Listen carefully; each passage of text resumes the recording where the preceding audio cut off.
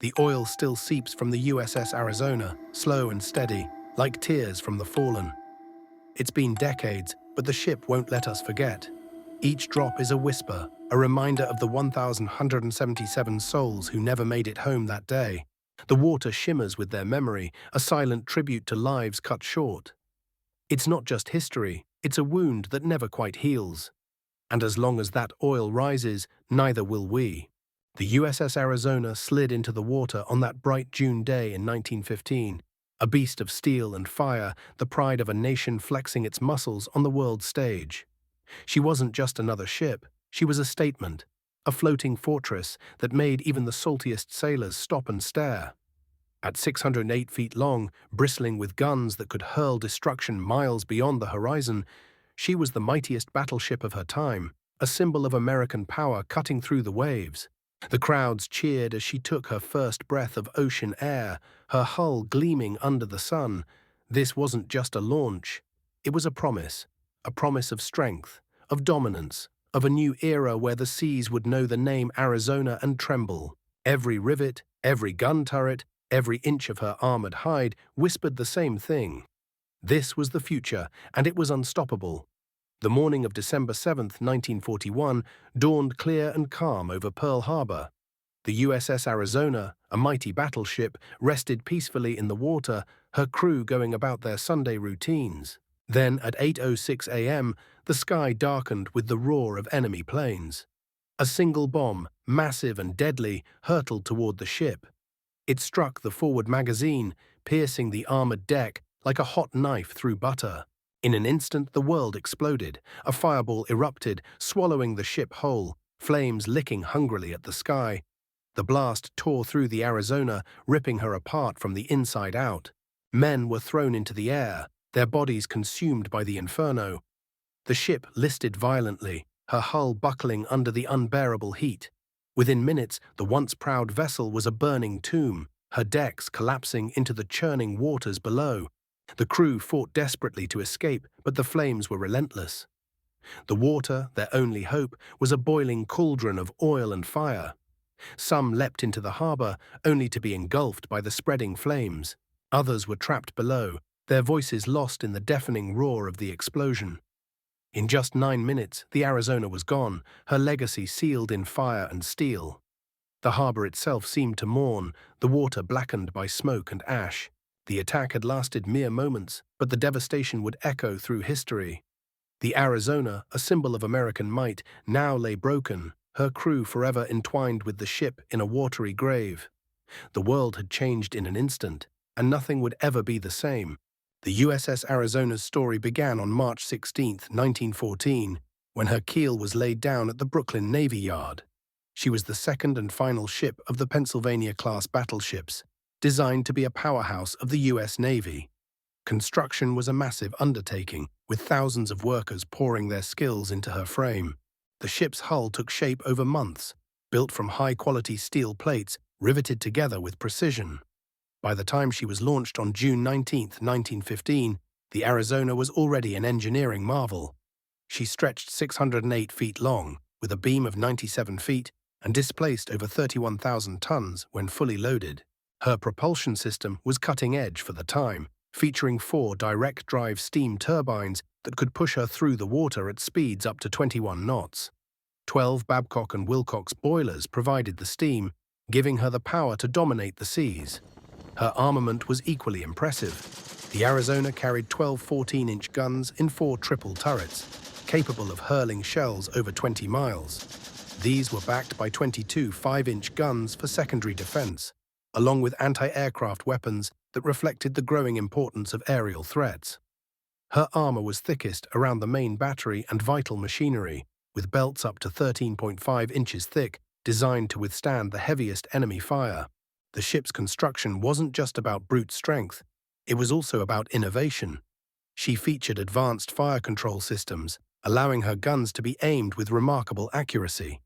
Her electrical systems were state-of-the-art, powering everything from communications to the massive turrets. Even her living quarters were designed with care, offering better conditions for the crew than many earlier battleships. After her launch, the Arizona underwent extensive fitting out and sea trials. Every system was tested, every component fine-tuned. By the time she was commissioned on October 17, 1916, she was a floating fortress, ready to serve as a cornerstone of American naval power. The pride of her builders was well earned. She was a ship built to last, a testament to the skill and ambition of the era.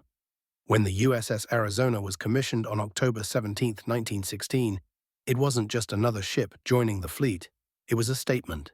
One of the largest and most formidable warships afloat, she was a marvel of naval engineering, built to dominate the seas. At her heart were 12 massive 14-inch guns, her main battery, capable of hurling destruction over 20 miles. These weren't just weapons, they were a promise of American power, designed to outgun anything that dared challenge her. But the Arizona wasn't just about firepower. Her armor was a fortress, a philosophy of protection that made her nearly untouchable. Thick steel plating shielded her vital areas, while her design balanced speed and defense in a way few ships could match. She wasn't just a battleship, she was a symbol, a floating fortress that carried the pride of a nation ready to assert itself on the world stage. When she set sail, the message was clear. The United States had arrived, and it was here to stay. The USS Arizona was a marvel of early 20th century engineering, and its heart was the propulsion system that made it one of the fastest battleships of its time. At the core of this system were 4 massive Parsons turbines, each a masterpiece of precision engineering. These turbines were connected to 4 propeller shafts, and when they spun up, they could push the Arizona through the water at a blistering 21 knots. That's about 24 miles per hour for those keeping track. Now, to get those turbines turning, you needed steam, and lots of it. That's where the 12 boilers came in. These weren't your average household boilers, they were industrial giants, burning oil to heat water into high-pressure steam. The steam would then rush through pipes into the turbines, where it would spin the blades at incredible speeds. The energy from that spinning motion was transferred directly to the propellers, driving the ship forward with relentless power. What made this system so impressive wasn't just the raw power, but the efficiency. The Parsons turbines were designed to extract as much energy as possible from the steam, ensuring that every drop of fuel was put to good use. And with 12 boilers feeding those turbines, the Arizona had redundancy built in. If one boiler went down, the others could compensate, keeping the ship moving even under stress. This combination of turbines and boilers was cutting edge for its time, giving the Arizona the speed and reliability it needed to serve as a cornerstone of the U.S. Navy's fleet. It wasn't just about brute force, it was about smart engineering, balancing power with precision to create a warship that could dominate the seas. By the late 1920s, it was clear the old girl needed more than just a fresh coat of paint. The world was changing fast, and so were the threats. Between 1929 and 1931, the ship underwent a series of critical upgrades to keep her battle ready. Her boilers were overhauled, giving her more power and speed, essential for outrunning the newer, faster vessels popping up in rival navies. The fire control systems got a major upgrade too, with advanced rangefinders and improved communication gear, making her guns deadlier than ever. But it wasn't just about brute force. They reinforced her armor, focusing on the most vulnerable spots, and modernized her anti-aircraft defenses. The skies were becoming a battlefield, and she needed to hold her own. Even her living quarters got a facelift because a crew that's comfortable is a crew that fights better. These changes weren't just about keeping up, they were about staying ahead. The ship wasn't just a relic of the past anymore, she was a force to be reckoned with, ready to face whatever came next. And in those uncertain years, that's exactly what the fleet needed. Life aboard the USS Arizona in 1941 was a well-oiled machine, a floating city with nearly 1,500 sailors each playing their part. The day started early, long before the sun cracked the horizon. The bosun's pipe would cut through the morning air, and men would roll out of their bunks, rubbing sleep from their eyes as they pulled on their uniforms. Down in the engine rooms, the firemen and water tenders were already at work, stoking the boilers that kept the battleship's heart beating strong. Up on deck, the gun crews ran drills, their hands moving with practiced ease as they loaded and aimed the massive 14-inch guns. The officers kept a sharp eye, barking orders when needed, but most of the men knew their jobs by heart. In the galley, the cooks were flipping eggs and pouring coffee, the smell of bacon mixing with the salt air. The mess attendants hustled, making sure every man got his share before the next shift took over. The ship's routine was steady, almost comforting. The radio men tapped out messages in Morse code, the signal men flashed lights to other ships, and the lookouts scanned the horizon for anything out of the ordinary.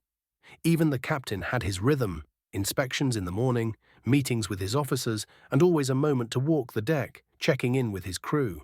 By evening, the men would gather on the fantail, swapping stories or writing letters home. Some played cards, others just leaned against the rail, watching the waves roll by. It wasn't glamorous, but it was theirs. A life of duty, camaraderie, and the quiet pride of keeping the Arizona ready for whatever came next. The USS Arizona's band had just done something incredible. Days before that quiet Sunday morning in December, they'd taken first place in the Fleet Battle of Music competition. The crew was still buzzing about it. How their musicians had outplayed every other ship in the Pacific. You could hear the pride in their voices when they talked about it. The way they'd joke about the other bands being outgunned by their brass section. It wasn't just about the music, though. It was about the camaraderie, the way those sailors had come together, practicing late into the night between drills and duties. They weren't just a crew, they were a family. And that win, it was their win, something to hold on to, something to remember.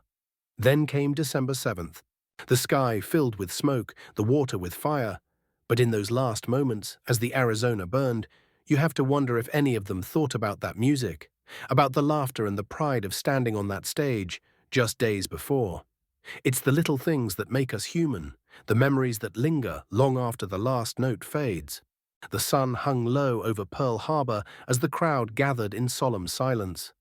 After years of planning and heartache, the moment had finally arrived.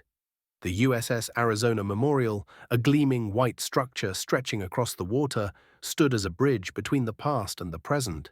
It wasn't just steel and concrete. It was a promise. Admiral Arthur Radford stepped forward, his voice steady but heavy with emotion. Today, we dedicate this memorial to the 1,177 men who gave their lives aboard the USS Arizona. They were fathers, sons, brothers, and friends. They were heroes. The words carried across the water, settling into the hearts of those who listened. Families of the lost wiped away tears, their grief still fresh even after 2 decades. Survivors stood tall, their memories etched into every line of their faces. This memorial wasn't just for those who perished. It was for the living, a place to remember, to honor, and to never forget. As the ceremony closed, the crowd lingered, their eyes tracing the names carved into the wall. The Arizona would rest beneath the waves forever, but her crew would never be forgotten. The memorial would stand as a silent sentinel, a reminder of sacrifice, of courage, and of the cost of peace. And in that quiet moment, the past and present merged, ensuring that the legacy of the Arizona would endure for generations to come. The USS Arizona wasn't just a battleship. It was a symbol of American strength and resilience. When it was sunk at Pearl Harbor on December 7, 1941, it became a solemn reminder of the lives lost and the sudden plunge into World War II. But its legacy didn't end there. The ship, now resting beneath the waters of Pearl Harbor, serves as a memorial, a place where history is honored and lessons are remembered. For generations, the Arizona has stood as a tribute to the 1,177 crewmen who perished that day. It's more than steel and wreckage. It's a sacred site where visitors pay their respects, where the past feels present. The oil that still seeps from its hull, often called black tears, is a haunting reminder that some wounds never fully heal. Beyond its role as a memorial, the Arizona represents the cost of war and the importance of peace. It's a call to remember, not just the attack, but the unity and determination it sparked in a nation. The ship's story is woven into the fabric of American history, a testament to sacrifice and the enduring spirit of those who serve. Even now, decades later, the Arizona continues to teach us about courage, loss, and the weight of history.